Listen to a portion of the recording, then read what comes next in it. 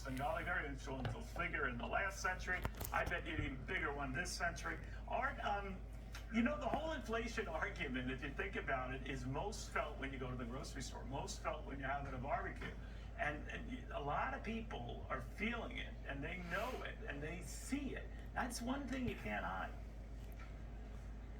No, you can't. And I love that Madison segment there. Isn't that It's awesome? really great. I didn't know how much more did the charcoal cost. I didn't check that out. But no, it was just a great segment, Neil, and thank you. You know, you're right. It's you can't feign the inflation. You can't feign the high prices. We've got them. They're here. Everyone comments as to why they are, because of tariffs or because of the monetary base or because of what. You know, bottom line is everyone's got their own pet theory on it. But bottom line, I think it's really we printed way too much money. The Fed's balance sheet grew way too much, and our economy has grown way too slowly. And if you have more money and less goods, you're going to get inflation, and that's exactly what we have. What do you make of, you know, if Donald Trump returns to the White House, he's talked about these tariffs, you know, they can be inflationary. Americans will be paying that, essentially, if it becomes as widespread. And you heard Joe Biden try to say in the debate that that's going to be inflationary. What did you make of all of that?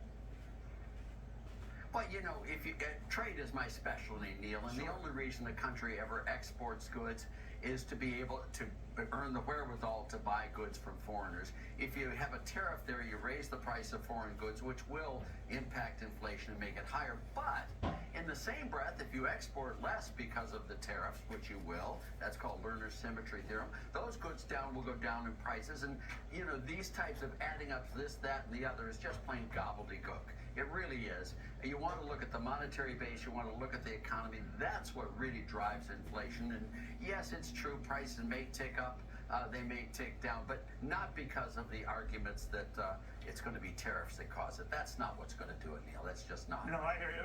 I only say it because you've heard this report out of Goldman Sachs chief economist that we're going to see several rate hikes, up to five, as a result of the inflationary pressures, I guess, coming from this. But what do you make of that? Well, I don't think it makes any sense. I think it is gobbledygook, and it's sort of scary. And the guy obviously had a space in the speech that he needed to fill and decided to try this on for size. You know, and there are so many ad hoc theories of why inflation is this, that, or the other. And, you know, it really just comes down to monetary policy and real growth. And, you know, if you have real growth like under Reagan, we had a huge real growth, and we had tight money under Paul Volcker. The two of those together brought that inflation way down really rapidly for a number of years, brought down interest rates. When we took office on January 20th, 1981, Neil, the prime interest rate was 21.5%. I remember. And not only that, but, you know, inflation was in the middle double digits. Yeah, well, you and I were there together. I think you and I talked a lot back then as well. And that's just it. And that's what you should focus on, and that's where it should stop. And filling in all these little gaps with this stuff is just wasting time and causing people to be too afraid. And there may be 5 new jumps in the rates, but I don't think that's going to be caused by Trump's tariffs, period. Do you think we get a rate cut before the end of the year? And is it a good idea?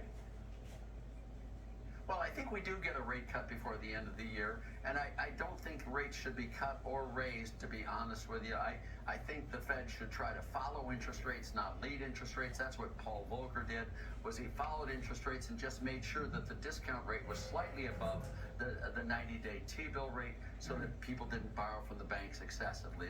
That's what he did. These people think they have the wisdom and the power to lead markets and therefore to make interest rates go up, and that's a silly policy, and it always leads to an expansion in the balance sheet and higher inflation, which is exactly what these people have brought upon us. And unless they change their ways, I don't see that this problem is over with.